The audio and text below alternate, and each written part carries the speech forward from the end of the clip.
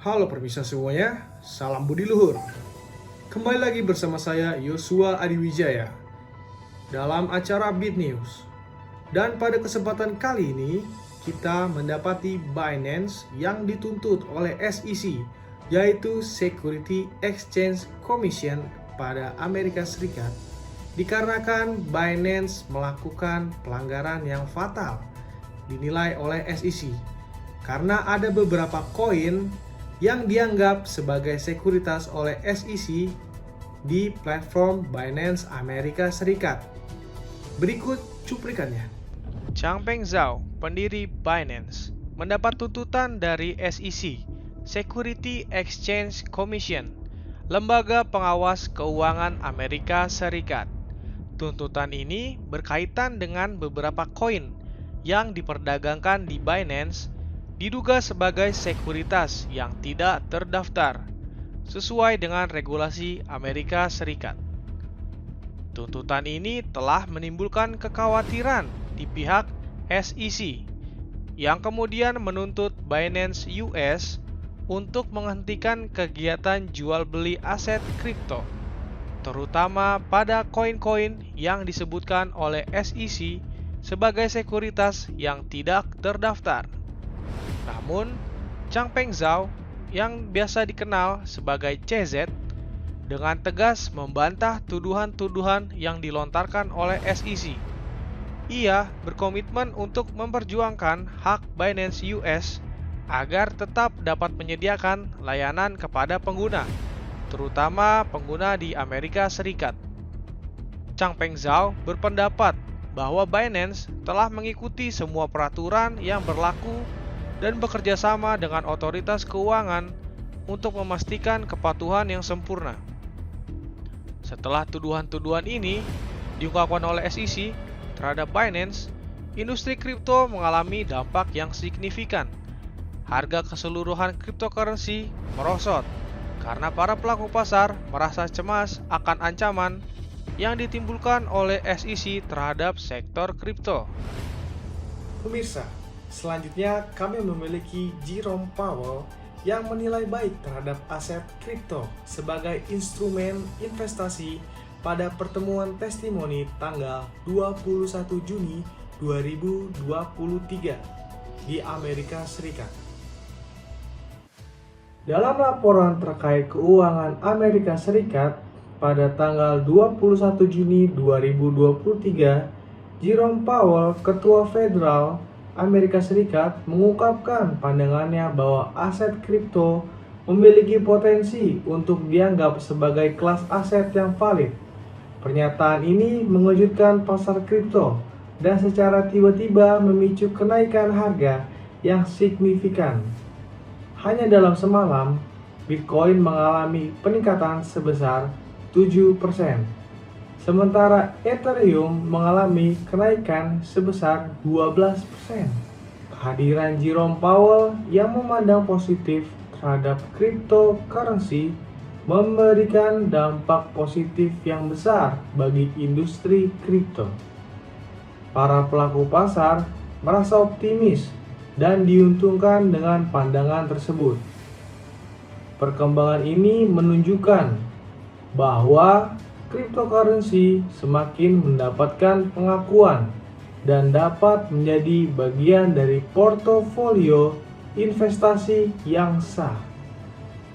Hal ini juga memberikan keyakinan bagi para investor dan pelaku pasar untuk melihat masa depan industri kripto dengan harapan yang lebih cerah. Sebuah perusahaan raksasa investasi multinasional membuka layanan pasar Bitcoin ETF serta diikuti juga oleh beberapa perusahaan sejenisnya. Sebuah perusahaan investasi multinasional Amerika Serikat yang berbasis di New York dan juga terkenal sebagai perusahaan investasi yang mengelola 10 triliun dolar, dikenal juga dengan nama BlackRock, telah mengajukan permohonan izin untuk membuka layanan pasar jual beli Bitcoin ETF atau Exchange Traded Fund. Hal ini akan membuat volume perdagangan Bitcoin menjadi sangat aktif karena lebih banyak pengguna yang melakukan jual beli Bitcoin.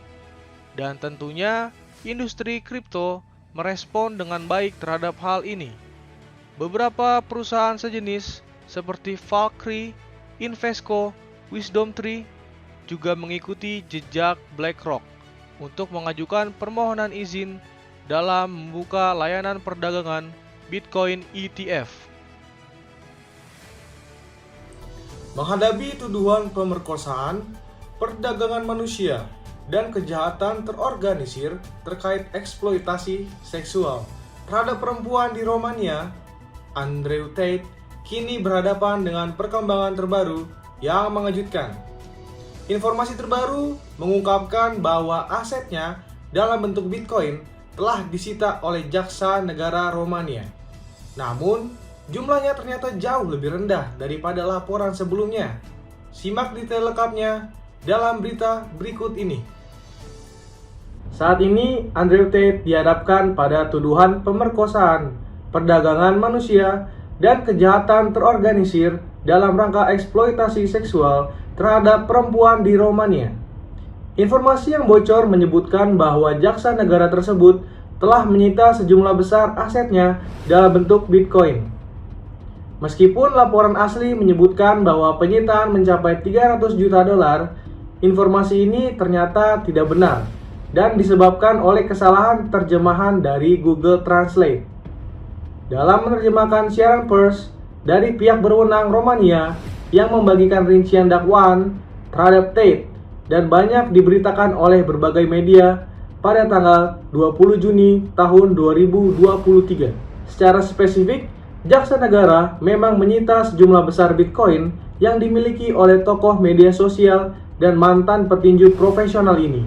Namun, jumlahnya tidak mencapai ratusan juta dolar, melainkan hanya sekitar 560.000 US dollar atau sekitar 21 Bitcoin. Ditambah dengan 15 mobil mewah, 14 jam tangan, serta 15 properti dan saham dalam 4 perusahaan.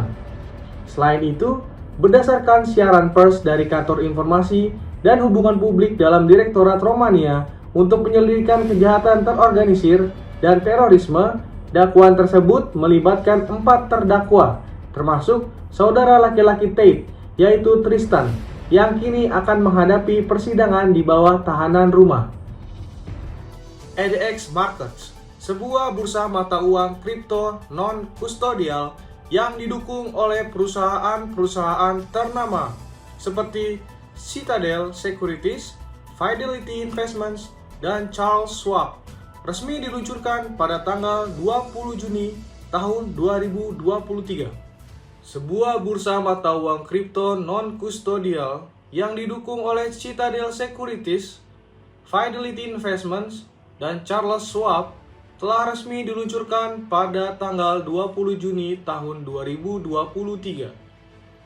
EDX membedakan dirinya dari bursa kripto tradisional dengan tidak secara langsung melayani investor retail karena fokusnya adalah pada para pedagangan institusional. Selain itu, akses perdagangan dilakukan melalui API dan tidak menyediakan antarmuka pengguna atau antarmuka perdagangan berbasis grafis. Wall Street Journal melaporkan bahwa EDX mengandalkan perusahaan pialang retail untuk mengarahkan pesanan transaksi investor terkait mata uang kripto ke pasarannya. Jamil Nazarelli, Chief Executive dari EDX, dilaporkan mengatakan bahwa kegagalan FTX telah meningkatkan permintaan akan bursa mata uang kripto yang tidak memiliki konflik kepentingan inheren terkait penyimpanan dana pelanggan.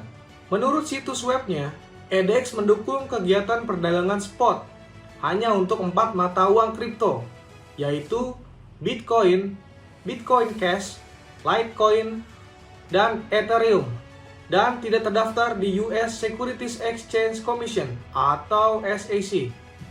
Meskipun tidak satupun dari aset digital yang didukung oleh EDX telah diklasifikasikan sebagai sekuritas oleh SEC, bursa baru ini masih bisa melanggar otoritas regulasi dengan ketidakterdaftarannya. Di bawah pimpinan Ketua Gary Gensler, Komisi tersebut secara berulang kali menyarankan perusahaan kripto untuk mendaftar dan datang.